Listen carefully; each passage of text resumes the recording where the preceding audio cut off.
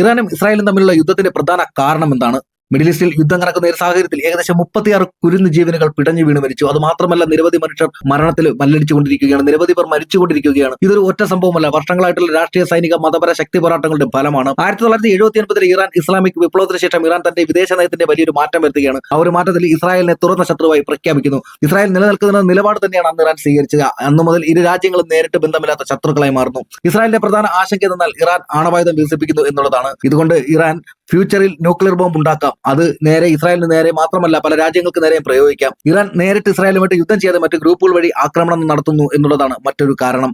Hezbollah, Hamas ഇതുപോലുള്ള ഗ്രൂപ്പുകളെ ഉപയോഗിച്ചാണ് ഇസ്രായേലിനെതിരെ യുദ്ധം നടത്തുന്നത്. ഇപ്പോൾ നടന്നുകൊണ്ടിരിക്കുന്നത് വെറും ഒരു യുദ്ധം മാത്രമല്ല, മിഡിൽ ഈസ്റ്റിൽ ആർക്കാണ് ഏറ്റവും കൂടുതൽ ശക്തി എന്നറിയുവാനുള്ള ഒരു പോരാട്ടം തന്നെയാണ്. ഇറാൻ ആണെങ്കിൽ സിറിയ, ഇറാഖ്, ലെബനൻ എന്നിവിടങ്ങളിൽ സ്വാധീനം വർദ്ധിപ്പിച്ചുകൊണ്ടിരിക്കുന്നു.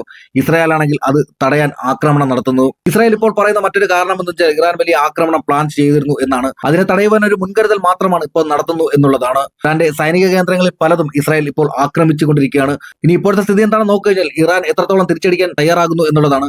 മിസൈൽ വഴിയും ഡ്രോൺ ആക്രമണ സാധ്യതയും പ്രോക്സി ഗ്രൂപ്പുകൾ വഴിയും യുദ്ധം ഇനി വ്യാപിക്കാം. സ്ഥിതി വളരെ കൂടുതലാകുകയാണ്. ഈ യുദ്ധം വലിയ പ്രത്യാഘാതങ്ങൾ ഉണ്ടാക്കാം. ഈ ഒരു യുദ്ധം കാരണം എണ്ണവില ഉയരാനും ലോകത്തിലെ സാമ്പത്തികത്തെ തന്നെ ബാധിക്കുവാനും ഗൾഫ് ഷിപ്പിംഗ് റൂട്ടുകൾ അപകടത്തിലാവുകാനും അതുപോലെ വലിയ രാജ്യങ്ങൾ ഉൾപ്പെട്ടാൽ ഗ്ലോബൽ വാർ വരെ സാധ്യതയുള്ള ഒരു യുദ്ധമായി ഇപ്പോൾ തുടക്കം കുറിച്ചിരിക്കുകയാണ്. ഇതൊരൊറ്റ സംഭവമല്ല, വർഷങ്ങളായിട്ടുള്ള പ്രശ്നങ്ങളുടെ പൊട്ടിത്തെറിയാണ്. പ്രധാന കാരണങ്ങൾ ശത്രുതയും ന്യൂക്ലിയർ ഫയറും പ്രോക്സി വാറും പവർ സ്ട്രഗിളുമാണ്. ഇപ്പോൾ ഇത് വലിയ യുദ്ധത്തിലേക്ക് പോകാനുള്ള സാധ്യത ഉയർന്നിരിക്കുകയാണ്. മിഡിൽ ഈസ്റ്റ് വീണ്ടും തീപിടിക്കുമോ അല്ലെങ്കിൽ നയതന്ത്രപരമായ പരിഹാരം ഉണ്ടാകുമോ? ലോകം ഇപ്പോൾ കാത്തിരിക്കുകയാണ് ഇറാന്റെ അടുത്ത നീക്കമോ. എന്തായാലും ഈ യുദ്ധം ഒരു പോകാതെ സമാധാന ചർച്ചയിൽ പരിഹരിക്കപ്പെടും എന്ന് നമുക്ക് വിശ്വസിക്കാം.